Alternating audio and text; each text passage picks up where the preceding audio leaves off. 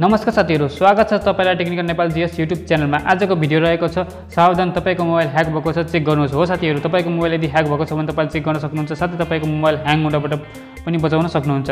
मैले यस भिडियोमा यस्तो सेटिङहरु या त तपाईको मोबाइल भित्र रहेको सेटिङहरु, यस्तो सेटिङहरु देखाउने छु जुन तपाईको मोबाइल भित्र रहेको सेटिङहरुले यस्तो काम गर्छ कि जुन एन्टिभाइरसको विन्डोजमा रहेको एन्टिभाइरसले जसरी नि तपाईको मोबाइल भित्र रहेको सेटिङले काम गर्छ। यदि तपाईको मोबाइल भित्र कुनै पनि एन्टिभाइरस या वगैरा कुनै पनि एन्टिभाइरसको एप्लिकेसन छ भने त्यसलाई भर्खर डिलिट गरिदिनु होला, किनकि त्यही एन्टिभाइरसको एप्लिकेसनले नि तपाईको मोबाइललाई ह्याङ गर्दै सँगसँगै ह्याक पनि हुन सक्छ, साथै तपाईको प्राइभेसीहरु पनि त्यो एन्टिभाइरस एप्लिकेसनमा जान सक्छ र त्यसले तपाईको प्राइभेसीहरु के गर्छ वगैरा त्यही एन्टिभाइरसलाई थाहा होला तपाईको प्राइभेसी के हुन्छ भनेर।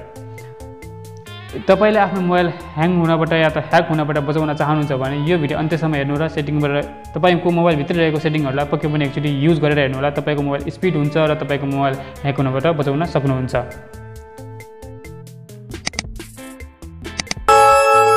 सर्वप्रथम तपाई मोबाइलको सेटिङमा जानुस्। मोबाइलको सेटिङमा गइसकेपछि त्यहाँ एउटा गुगल सेटिङ या गुगल अप्सन खोज्नुपर्ने हुन्छ, देख्न सक्नुहुन्छ गुगलको अप्सन या त गुगल सेटिङ पनि हुन सक्छ। गुगल अप्सन एउटै हो।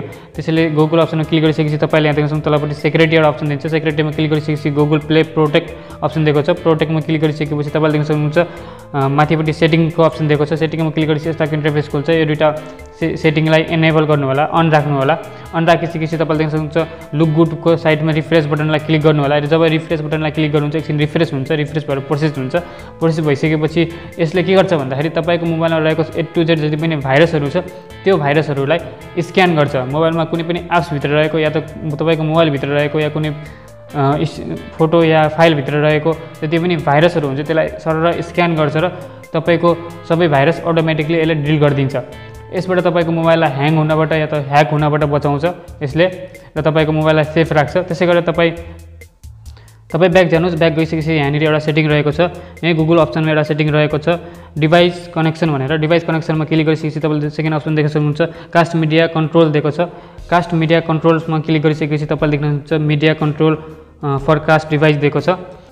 यदि यो अप्सन तपाईले अफ गर्नुहुन्छ भने तपाईको साथीहरुलाई या त अरु कुनै व्यक्तिले तपाईको स्क्रिन शो गरिरहेको छ भने उसले या त कुनै एप्स या कुनै पनि लिंक युज गरेर या कुनै वेबसाइट युज गरेर तपाईको स्क्रिन शेयरिङहरुले हेरिरहेको छ भने उसलाई शो गरेको छ भने चाहिँ यो अफ हुँदैन र उसले मजाले हेरिरहन्छ। तपाईको प्राइभेसी डाटाहरुले हेर्न सक्छ, यसै तपाईको मोबाइल ह्याङ हुन सक्छ। त्यसैले यो अप्सनलाई यो सेटिङलाई अन राख्नु होला। अन राखेपछि तपाईको मोबाइलको स्क्रिन शेयरिङ हुँदैन। यदि तपाई चाहेर पनि आफ्नो स्क्रिन शेयर अरूलाई गर्न चाहनुहुन्छ या अरूलाई शो गर्न चाहनुहुन्छ या साथीहरुलाई देखाउन चाहनुहुन्छ भने पनि तपाईलाई एउटा नोटिफिकेसन आउँछ र यो सेटिङलाई अफ गर अनि मात्र अरु कुनै पनि व्यक्तिलाई स्क्रिन शेयरिङ गर्न सकिन्छ भनेर नोटिफिकेसन आउँछ। त्यो नोटिफिकेसनले तपाईले यो सेटिङलाई अफ गरेपछि मात्र तपाईले स्क्रिन शेयरिङ गर्न सक्नुहुन्छ।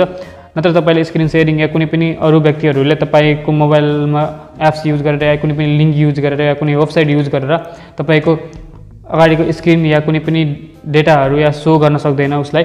यसरी तपाईले आफ्नो मोबाइल सेभ गर्न सक्नुहुन्छ र ह्याङ हुनबाट या त ह्याक हुनबाट ह्याक हुनबाट बचाउन सक्नुहुन्छ र यसले तपाईको मोबाइललाई ह्याङ हुनबाट पनि बचाउँछ। र अर्को सेटिङ रहेको छ आफ्नो मोबाइलको सेटिङमा जानु होला। अर्को पनि सेटिङ छ मोबाइल ह्याक हुनबाट बचाउनको लागि। आफ्नो मोबाइलको सेटिङमा गइसकेपछि यहाँ देख्न सक्नुहुन्छ डिभाइस केयर भन्ने अप्सन दिएको छ। डिभाइस केयर अप्सनमा क्लिक गर्नुस् र त्यसपछि तपाईले यहाँ देख्न सक्नुहुन्छ साइडमा सेक्युरिटी भन्ने अप्सन दिएको छ एउटा। सेक्युरिटी अप्सनलाई क्लिक गर्नुस्। त्यसपछि तपाईले माथिबाट तीनटा डटमा क्लिक गरेर देख्न सक्नुहुन्छ अपडेट अप्सन। यदि अपडेट गर्नु भयो भने कुनै पनि नयाँ भाइरस या कुनै पनि नयाँ एडमिनिस्ट्रेटरहरु या ट्रस्ट कुनै एजेन्टहरु यसमा रहेको हुन्छ त्यसलाई नयाँ अपडेट हुन्छ। नयाँ न्यू कुनै पनि भाइरसहरु रहेको हुन्छ त्यसमा अपडेट भइसकेपछि तपाईले देख्न सक्नुहुन्छ स्क्यान फोन अप्सन देख्न सक्नुहुन्छ। स्क्यान फोन अप्सनमा क्लिक गरेर स्क्यान गर्नु होला।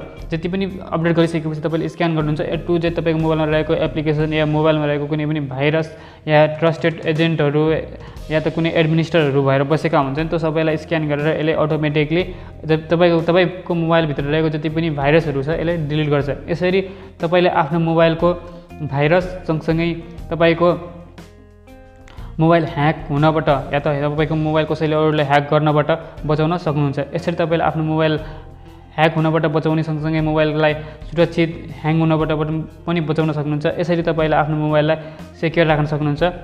यदि तपाईको यो अप्सन कुनै न्यू मोबाइलमा छ भने यदि कुनै या तपाईको एउटा नर्मल मोबाइल छ भने त्यसमा अर्को पनि अप्सन हुन सक्छ। तपाईले यो अप्सन देख्न सक्नुहुन्छ यहाँ स्क्रिनमा।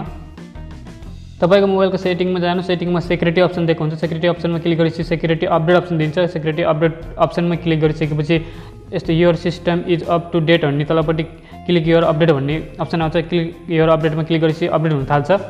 अपडेट कम्प्लिट भइसकेपछि चाहिँ जसरी अघि मैले भने कुनैमा सेटिङ अप्सन हुन्छ भने या सेक्युरिटी अप्सन हुन्छ भने कुनैमा डिभाइस केयर अप्सन हुन्छ, त्यसबाट सेक्युरिटी अप्सनमा जाने। कुनैमा सेक्युरिटी डाइरेक्टली सेक्युरिटी अप्सन दिन्छ र त्यसबाट हजुरले स्क्यान गर्न सक्नुहुन्छ आफ्नो मोबाइल जति पनि भाइरसहरू या कुनै पनि लेटेस्ट सेक्युरिटी अपडेटहरू आउन सक्छ या कुनै लेटेस्ट भाइरसहरू या नयाँ भाइरसहरू आउँछ भने त्यसलाई अपडेट गरेर त्यो भाइरसलाई डिलिट गर्न सक्नुहुन्छ, आफ्नो मोबाइलबाट हटाउन सक्नुहुन्छ। यसरी आफ्नो मोबाइल ह्याङ हुनबाट पनि बचाउन सक्नुहुन्छ र आफ्नो मोबाइल ह्याक हुनबाट पनि बचाउन सक्नुहुन्छ।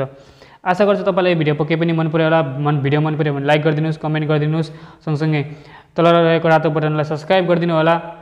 र यदि तपाईँले अहिले यो हेर्नुभयो तपाईँको मोबाइल ह्याक हुन केवल हजुरको मोबाइल ह्याक हुन मात्र बच्न सक्नुहुन्छ। यदि तपाईँ आफ्नो वाट्सएप, इमो या फेसबुक, इमेल आइडी ह्याक भएको छ कि छैन भनेर जान्न चाहनुहुन्छ भने 10वटा कमेन्ट गर्नुहोस्। यदि 10वटा कमेन्ट गर्नुभयो भने मैले नेक्स्ट भिडियो पक्कै पनि लिएर आउनेछु।